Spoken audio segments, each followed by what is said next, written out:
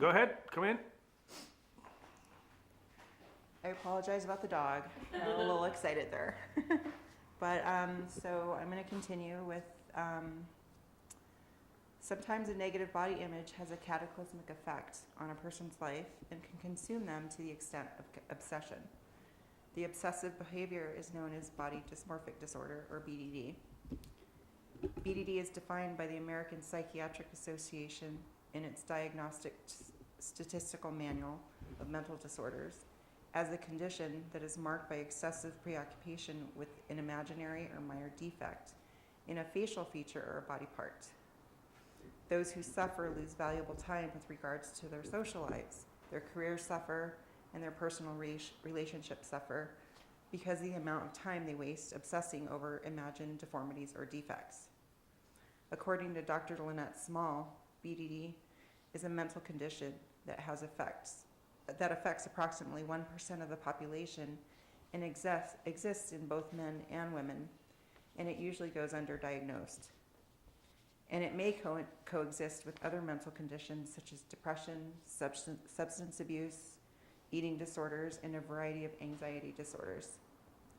People who suffer from BDD can use positive techniques to help combat the effects of this disorder by limiting their viewing time of magazines or television, because these can be potential triggers for their compulsion.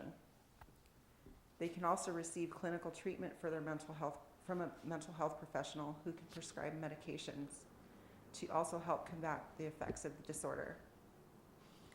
Also, limiting time in front of the mirror can also help keep the obsessive episodes at bay. Advertisers can also help combat this disorder if they would promote more realistic images in their advertising. A majority of the people do not look like the images that are being portrayed. If they did, perhaps people would relate better and have a more positive body image about themselves and get back to living fulfilled lives, void of compulsions.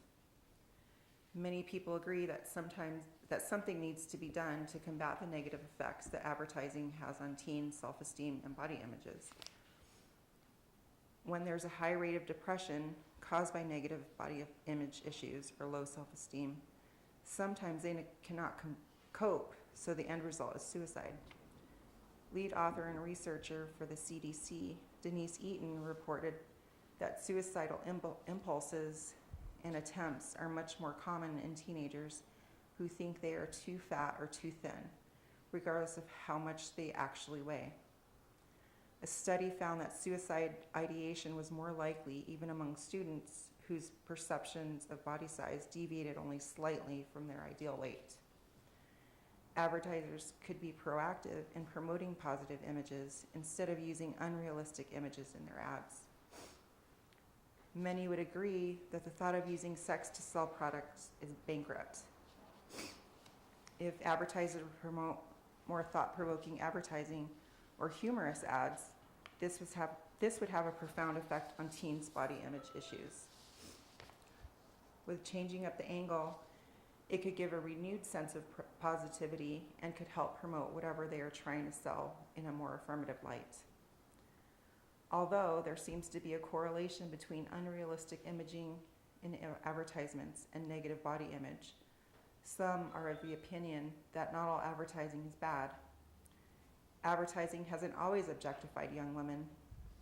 In the early years, advertising began portraying women as confident individuals who could effectively balance their personal and private endeavors. There are benefits of advertising, such as learning what is available as far as products and services are concerned. Advertising helps showcase the sea of products that are available and allows them to make informed decisions. Advertising is also beneficial to the health and beauty industry because it can show women what types of products are available, because there are so many to choose from. Without advertising, consumers would be overwhelmed at deciding what's the best option or product to buy. With all the advancements when it comes to technology and marketing, advertising plays a major role in showcasing the newest and most advanced technological trinkets. Advertisements on television and magazines clearly give this consumer the opportunity to change the channel or flip the page if he or she does not approve of the message. Although there are many statistics proving that advertising does not have an effect on body image. And Berninger suggests that instead of blaming the media, parents and other role models should promote positive thinking to body image sufferers. Berninger also contends that should we not instead be looking to and encouraging parents, teachers, and community leaders, clubs, and curriculums to stand in the gaps and provide the positive role models that the media has failed to produce. By putting all the blame on the media, it limits the understanding of mental disorders. There are many complexities that are related to mental disorders, so it has to be looked at as a whole. Brian Cuban asserts that focusing all our blame and attention on the media, we fail to understand all the nuances and complexities of these rare and serious disorders. In conclusion, the media has had a penetrating effect on society and body image throughout history, and women's ideal body image is the thinnest it's ever been in history. In recent years, there has been a trend to promote more realistic images, to not Photoshop or enhance the photos. Promoting more realistic body images can provide a positive influence on adolescent teens. This can help combat teen depression and decrease suicidal rates. This can also impact the effects of body dysmorphic disorders and perhaps shine more light on this underdiagnosed disorder.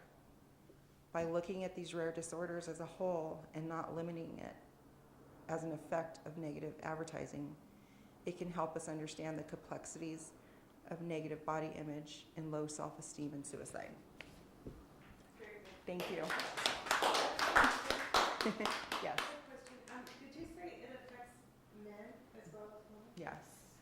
Yeah. I didn't know. It sure does. It's if you look at the advertising, runway models, they're 115 pounds, 120 pounds, and they're 6'5", and they're just thinner and thinner. And a lot of these models hardly eat. They smoke cigarettes and eat Tic Tacs because there's such a high stress for them to be thinner and thinner, because that's what the clothing fashion industry wants. Yeah, it's really sad. So, go ahead. 53% is suicide rate. Yes, for 13-year-olds and 13-year-olds.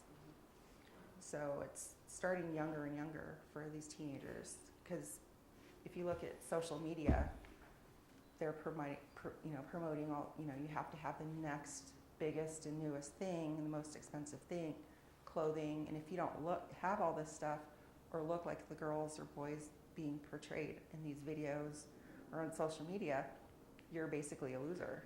And so that gets in their head and they commit suicide, which is sad. And at 13, they shouldn't be thinking that. So, thank you.